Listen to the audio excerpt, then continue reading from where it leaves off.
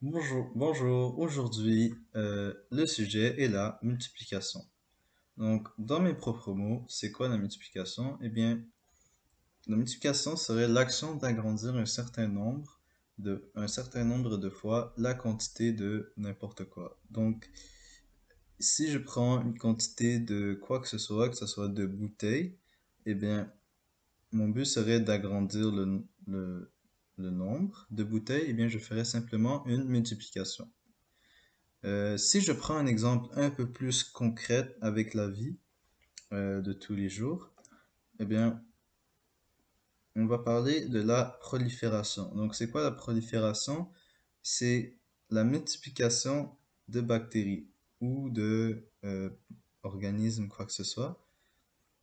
Eh bien, chaque jour, les bactéries ou les cellules dans votre corps se prolifèrent, c'est-à-dire qu'ils vont se multiplier. Par exemple, comme vous le voyez dans ce schéma, eh bien, si le point rouge est une bactérie, elle va se multiplier en deux. Elle va se multiplier par deux. Donc, vous voyez, elle a fait fois 2 parce que maintenant, à la prochaine étape, il y en a 2.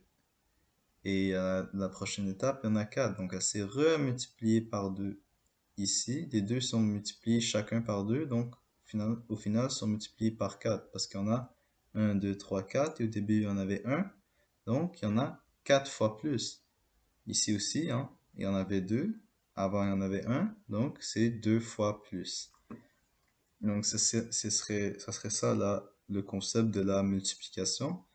Et dans la vie de tous les jours, eh bien, il y a la prolifération, hein, de bactéries. Donc, c'est un mot scientifique, hein, si vous voulez impressionner quoi que ce soit. Donc, c'est juste comme ça une petite parenthèse. Mais bon, sinon, c'est ça, la multiplication. Ensuite, il est important à savoir, c'est que c'est l'opération inverse de la division. Euh, ok, c'est important à savoir. C'est comme si je disais l'addition est l'opération inverse de la soustraction. Dans ce cas-ci, c'est la division. Ensuite, une autre information importante, c'est que la multiplication est commutative. Ça veut dire quoi, commutative? Eh bien, ça veut dire si je faisais 2 fois 3, ça serait la même chose que 3 fois 2. Hein? Tout ce que j'ai fait, c'est que j'ai échangé de place le 3 et le 2, mais même si je change de place, ça ne va rien changer. Ok? Ce serait le même résultat. C'est comme l'addition. Si j'aurais fait 2 plus 3, eh bien c'est la même chose que 3 plus 2. D'accord? Donc on dit la multiplication est commutative.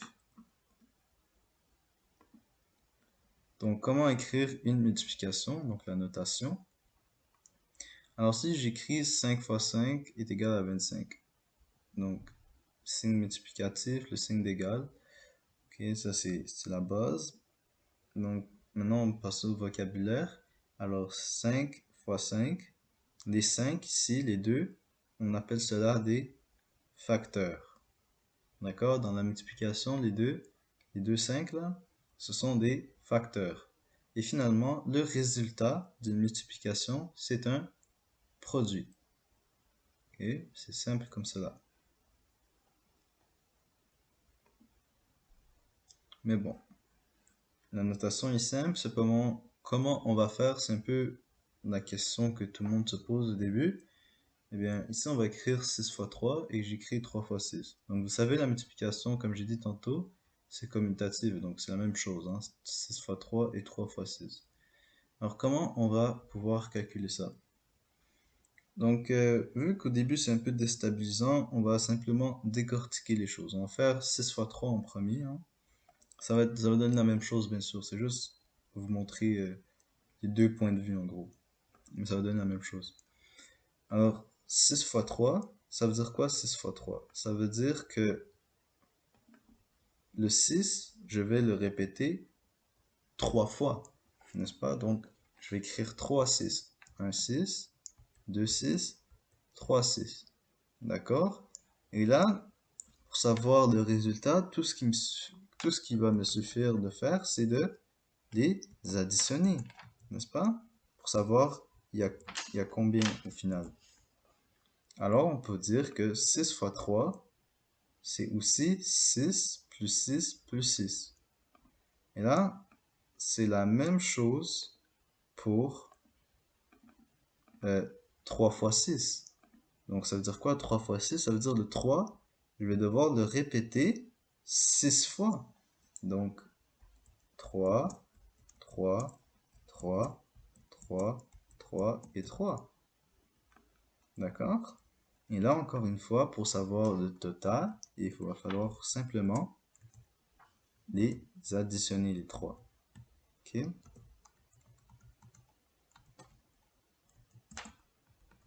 Donc, en additionnant le total, en additionnant toutes les 3, vous avez le total, donc la réponse, le produit, hein, le produit de la multiplication, le résultat. Donc ça, c'est une méthode de faire. Donc si vous additionnez 6 plus 6 plus 6, eh bien, ça va donner, bien sûr, 18. D'accord? Vous pouvez le calculer, mais je vous sauve le calcul. Je préfère, donc 3 plus 3 plus 3 plus 3, c'est la même chose. C'est évidemment 18 aussi. Donc vous voyez, ça c'est une autre façon de représenter la multiplication. Donc si jamais un exercice vous demande de démontrer une autre, il vous demande de faire une autre méthode de représentation, mais vous pouvez simplement faire l'addition. Ok? Donc vous voyez ici, c'est très laborieux, hein. Donc ça prend beaucoup de temps, puis c'est beaucoup de calculs, vous pouvez faire des erreurs. Alors, je dis pas que cette méthode n'est pas bonne, mais je dis juste qu'il y a une meilleure façon, beaucoup plus efficace, qui serait de simplement mémoriser vos tables de multiplication. D'accord? De un, ça vous sauve énormément de temps, n'est-ce pas? Regardez tout le calcul.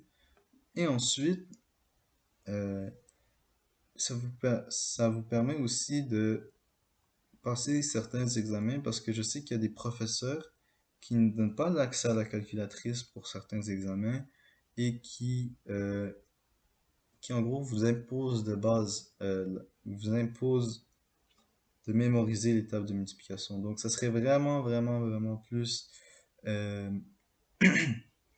beaucoup plus intelligent de les mémoriser que simplement à chaque fois passer à l'addition. Puis à un moment donné, vous allez voir, vous allez devoir faire de grandes multiplications. Alors, ça serait beaucoup plus intéressant de mémoriser les tables de multiplication. Donc maintenant, nous pouvons tester la compréhension. Euh, Pour cette partie de la vidéo, je vais faire pause à mon enregistrement et je vais faire toutes les démarches. Et ensuite, je vais recommencer mon enregistrement et vous allez pouvoir suivre. Et je vous demande de faire la même chose. Et vous allez faire pause à la vidéo. Vous faites la résolution de ces 5 multiplications. Et ensuite, vous recommencez la vidéo pour voir la démarche ainsi que les réponses et voir si vous avez des erreurs. Et à la fin, bien sûr, j'ai une petite astuce à vous donner. Donc, je vais faire pause et on se revoit après. Donc voilà, je suis de retour, j'ai fini les démarches. Alors, on va commencer avec le premier. 3 fois 0. Eh bien, 3 fois 0, c'est 0. Pourquoi? Eh bien, simplement, on nous demande de répéter le 3 0 fois. Alors, c'est 0, tout simplement. Et d'ailleurs, toute multiplication par 0, c'est 0. C'est à savoir et c'est logique. Ok? Toujours, toujours. Donc, dès que vous voyez un 0, c'est 0. D'accord? Multiplication par 0, c'est 0. Ensuite, il y a 2 fois 1. Donc ici, on demande de répéter le 2 une fois. Alors voilà, je l'ai répété une fois. Et vous voyez, ça donne la même chose. Donc, lorsque vous multipliez un chiffre ou un nombre par 1, eh bien, ça va donner le même nombre au chiffre qui est avant le 1. Et ça, encore une fois, ce serait toujours la même chose. Ce sont deux règles bien connues. Euh, donc voilà, c'est toujours bon à savoir. Ici, 6 fois 7. Donc, il y a deux méthodes de représenter. Soit vous faites 6 plus 6 plus 6 7 fois. Hein? Ici, il y en a 7, 2, 3, 4, 5, 6, 7. Ou sinon, vous pouvez faire 7 plus 7 plus 7, 6 fois. Ici, il y a 6, 7. Donc, ce sont deux choses, deux méthodes qui sont, ou deux représentations qui sont acceptées, tant que le résultat est 42. D'accord? 6 fois 7 est 42. Donc, vous voyez la personne qui a fait soit le premier ou le deuxième, euh, vous avez dû faire une grande addition. Et ça se peut que vous avez fait une erreur. D'ailleurs, si vous avez fait une erreur, ça n'aurait pas donné 42. Et je suis prêt à dire que si ça ne vous a pas donné 42, eh bien, vous avez fait une erreur dans l'addition. D'accord? C'est la même chose pour le 7. Ici, là, les 7 6 fois, eh bien, si vous avez utilisé cette méthode, ça ne va pas donner 42. C'est certainement dans votre addition quelque part, il y a une erreur. Alors, voilà. Donc, en fait, je voulais faire la comparaison avec une personne qui savait, là, qui mémorise ses tables de multiplication. Eh bien, il n'aurait pas besoin de faire tout cela. Il aurait tout simplement écrit 42 directement, car c'est très bien que 6 fois 7, c'est 42. Ensuite, la même chose pour 8 fois 9. Vous aurez pu additionner le 8 9 fois, ou sinon le 9, vous aurez pu l'additionner 8 fois. Hein? Et tant que la réponse est 72. Et encore comme tantôt, si vous avez une erreur, c'est sûrement une erreur dans votre addition. Et ensuite, 10 fois 10 est égal à 100. Alors pourquoi j'ai pas écrit 10 plus 10 plus 10 plus 10 plus 10 10 fois? Simplement parce que je veux vous montrer, c'est un peu ça l'astuce que je veux vous montrer. Donc on va commencer ici.